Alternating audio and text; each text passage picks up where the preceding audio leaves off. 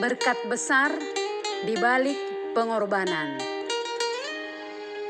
Kehidupan orang pengikut Kristus sering membuat orang-orang yang tidak percaya mempertanyakan ketidakpercayaan mereka kepada Tuhan. Ada suatu sikap, perbuatan, dan pengorbanan yang menurut penilaian dunia adalah suatu kebodohan. Suatu hal yang bertolak belakang dengan nalar dan pemikiran manusia, tetapi justru mendatangkan berkat besar dari Tuhan. Begitu banyak kesaksian hidup orang Kristen yang sudah mengalami perjumpaan dengan Tuhan, merasakan yang tidak mungkin bagi manusia, tetapi menjadi sangat mungkin bagi Tuhan. Ada kuasa dan mujizat Tuhan atas hidup mereka di balik pengorbanan. Karena kuasa dan pekerjaan Tuhan bukan dibatasi dengan nalar dan pemikiran manusia, hitungan secara matematika, tetapi keajaiban yang spektakuler dan sungguh ajaib. Orang yang mau dan rela berkorban karena Tuhan dan untuk Tuhan akan mendatangkan berkat. Berkorban atas hak, berkorban materi, waktu, tenaga, dan bahkan berkorban atas sisa terakhir apa yang kita punya. Mari belajar dari kisah Nabi Elia dan seorang janda di Sarfat. Di tengah krisis kekeringan yang dialami oleh janda itu, bahkan sudah masuk fase terendah, tinggal menunggu beberapa waktu untuk kematiannya bersama anaknya. Karena persediaan tinggal cukup sekali makan, janda tersebut tentu mengharapkan pertolongan orang lain untuk membawa berkat, membawa segudang makanan dan persediaan. Tetapi sebaliknya yang datang justru Nabi Elia yang meminta hak, bagian terakhir dari janda tersebut, supaya janda tersebut memberikan rotinya. 1 Raja-Raja 17 ayat 10 sampai 16. Sesudah itu ia bersiap lalu pergi ke Sarfat. Setelah ia sampai ke pintu gerbang itu, tampaklah di sana seorang janda sedang mengumpulkan kayu api. Ia berseru kepada perempuan itu, katanya, "Cobalah ambil bagiku sedikit air dalam kendi supaya aku minum." Ketika perempuan itu pergi mengambilnya, ia berseru lagi, "Cobalah ambil juga bagiku sepotong roti."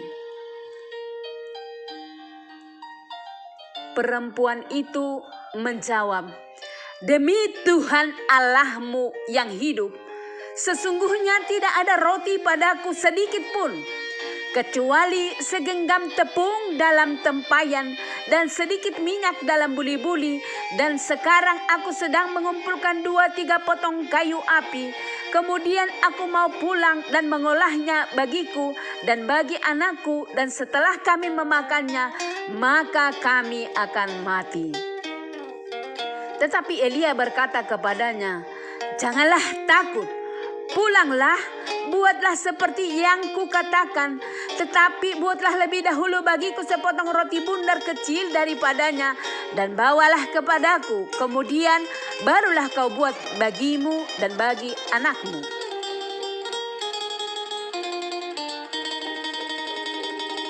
Sebab beginilah firman Tuhan, Allah Israel, tepung dalam tempayan itu tidak akan habis, dan minyak dalam buli-buli itu pun tidak akan berkurang sampai pada waktu Tuhan memberi hujan ke atas muka bumi.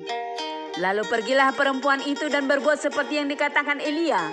Maka perempuan itu dan dia serta anak perempuan itu mendapat makan beberapa waktu lamanya. Tepung dalam tempayan itu tidak habis, dan minyak dalam buli-buli itu tidak berkurang seperti firman Tuhan yang diucapkannya dengan perantaraan Elia. Saudara terkasih dalam Tuhan, adakah saudara saat ini dalam situasi krisis? Tetapi saudara diperhadapkan situasi yang tidak memungkinkan saudara harus lakukan oleh karena keterbatasan dan ketidakmampuan? Jika saudara ada pada titik itu dan Tuhan menghendaki saudara untuk melakukan, tetaplah semangat, lakukan yang terbaik, jangan perhitungkan untung rugi, karena apapun yang saudara lakukan, sekecil apapun itu, jika untuk mempermuliakan nama Tuhan, saudara pasti menerima upah. Kebaikan dan pengorbanan tidak ada yang sia-sia. Di saat saudara memperhatikan dan fokus pada pelayanan yang Tuhan inginkan dalam hidupmu, Tuhan yang akan memperhatikan hidup saudara.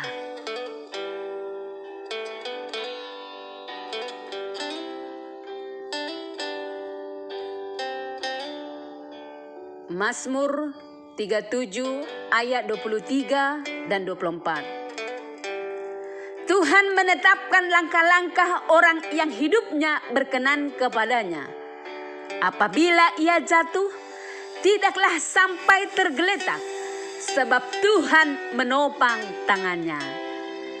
Pengorbanan yang tulus dalam Tuhan akan Tuhan tunjukkan kemahakuasaan dan kedahsyatannya dengan memelihara kehidupan kita sempurna.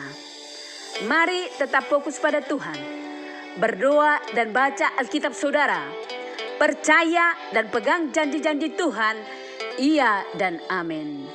Soli Deo Gloria, kita berdoa. Bapa yang baik, Bapa yang kami puji, yang kami muliakan, sumber kekuatan kami, pertolongan kami. Terima kasih kembali kami ucapkan di hadapan-Mu Tuhan. Kami masih terus boleh merasakan kebaikan-kebaikan-Mu yang terus mengalir dalam kehidupan kami Tuhan. Tuhan, biarlah terus Engkau yang berkarya dalam kehidupan kami. Pakai kami Tuhan untuk kemuliaan-Mu. Engkaulah yang bertetas dalam kehidupan kami Tuhan, supaya hidup kami yang berkenan di hadapan-Mu. Ya Allah Bapa, begitu banyak persoalan kehidupan yang kami hadapi Tuhan. Tetapi kami percaya Engkau lebih besar dari setiap persoalan yang kami hadapi. Di dalam Engkau pasti ada jalan keluar. Di dalam Engkau ada pertolongan.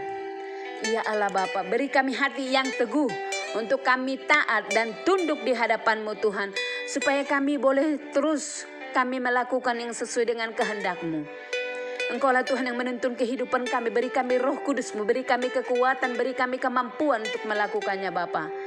Ya Tuhan, terima kasih buat karya-Mu dalam kehidupan kami. Sehingga Engkau memberikan kami kesehatan. Engkau memberikan kami hari-hari yang baru. Memberikan kami berkat-berkat yang baru, selalu baru setiap harinya. Engkau Tuhan yang memberikan kesembuhan, yang memberikan kecukupan, yang berkekurangan Engkau beri berkelimpahan. Engkau yang memberikan kekuatan, damai sejahtera, yang memberikan penghiburan yang sedang duka. Engkau Tuhan yang selalu memberikan kepada kami damai dan sukacita yang daripada-Mu. Ya Allah Bapa, pulihkanlah kehidupan kami Tuhan. Engkaulah Tuhan yang menuntun kami. Ampuni segala dosa dan pelanggaran kami, supaya kami layak terus menerima berkat-berkat-Mu yang akan terus tercurah dalam kehidupan kami. Kami berdoa dalam satu nama yang indah, yaitu Yesus Kristus yang hidup dan berkuasa hari ini sampai selama-lamanya. Di dalam nama Yesus Kristus kami berdoa dan mengucap syukur. Amin.